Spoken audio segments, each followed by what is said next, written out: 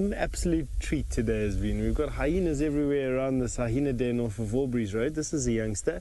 This is the first time I'm seeing these hyena in months, possibly even more than a year.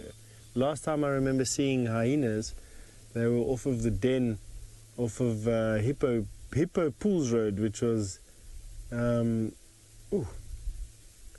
remember, it was summer. The tambotis were quite thick, but it was right in the beginning of summer. Probably about a year, maybe a little bit more now. Look at these two greeting each other over here. Hyena are incredibly social animals. It's what makes them my favorite animals out here. And they're always busy doing something, and usually something quite mischievous. And these two have had quite an elaborate greeting display. Hyenas are ruled by scent, and there's a very clear and well-established hierarchy around these den sites. Most of the hyena you're looking at now will probably be females. Where are you going? Now, every now and again, one of them walked up to the entrance of the den, and I think that there's younger hyenas inside this den. Make a bit of a noise at the entrance and then walk off. And I think that there's, if we're lucky, some youngsters might pop out and come and say hello. Now, they live in these, they excavate dens in holes in the side of termite mounds. They don't start the den themselves. That is done by an aardvark and further enlarged by a warthog, and then hyena move in and do their own excavations. And youngsters will do their own excavations inside the excavations.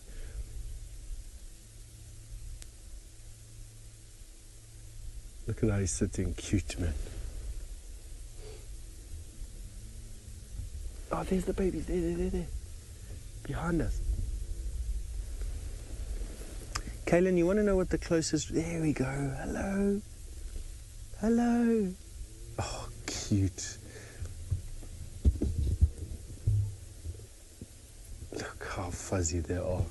Kaylin, you want to know what the closest relatives to hyenas are? In actual fact, bears and honey badgers and mongoose are the closest relatives to a hyena.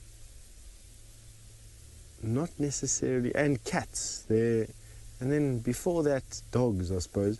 Oh, after that, dogs, I suppose. Oh, look at these little guys saying hello. And that's all just a smell me, no, I'll smell you. No, smell me, no, I'll smell you. It's just a big game about smelling. And then who's more dominant than another. And see how the little guy's offering himself. Excited. Hello. Getting very excited there. That was pasting, so you saw that maneuver. It was just in the excitement that hyena. There we go, there's a pasting coming out on that grass. You see that anal pouch coming out? They wipe that then over the grass. And watch this little hyena smell that now. Smell, smell, smell, smell. Can't get enough of those smells. There is that pasting that they did there is so jam-packed full of information. It's like a little mini hard drive full of stuff that they can download and smell.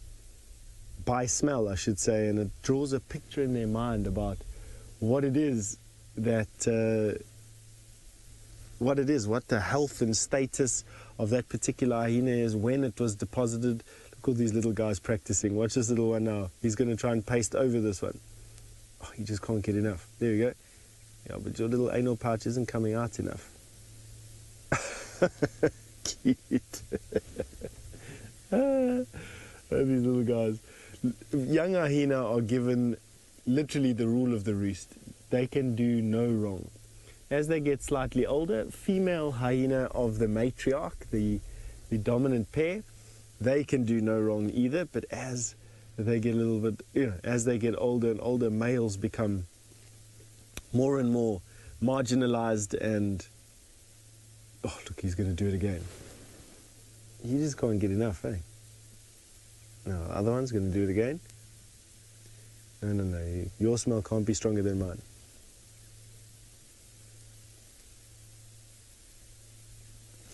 Strawhead, do you want to know if their dens cave in, can they dig out? That's a good question. it's quite tough to cave these things in because they're built in disused term material. Well, actually, not even disused term material, but term material, and they dig almost down, vertically down. They don't dig, it's quite a strong structure. I mean, I've seen a termite mound hollow enough for me to stand in, and it gets hollowed more than it does lose its sort of integrity. So, the chance of it caving in is there, but small. So will they be able to dig themselves out? Do they have the tools for that? I suppose it depends on how much weight is on top of them. If it's the entire termite mound, then no, I don't think so. If it's just a small little cave-in, then I'm sure they'll be able to dig themselves out. They only weigh about, call it 50, 100 pounds, average. So if 300 pounds of dirt falls on them, they won't be able to do anything.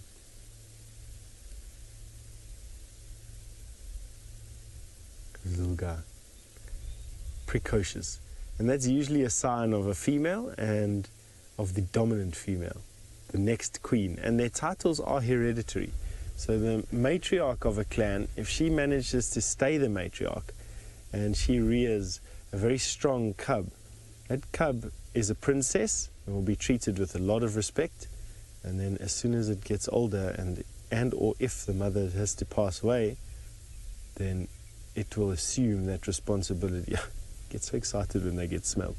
It's like, yeah, you're smelling me. Now I smell you a little bit. Now you can see a dangling thing there between the legs, and you might be mistaken for that being a penis, but in actual fact, it's the female genitalia that is just enlarged because of massive amounts of testosterone that the females produce, and they have this sort of pseudo appendage that comes out and gets engorged with blood. And then what are you doing now? Going to paste another piece of grass. The little one goes and pastes again over mom. You're being very rude, That's mom's signboard that you're basically graffitiing over.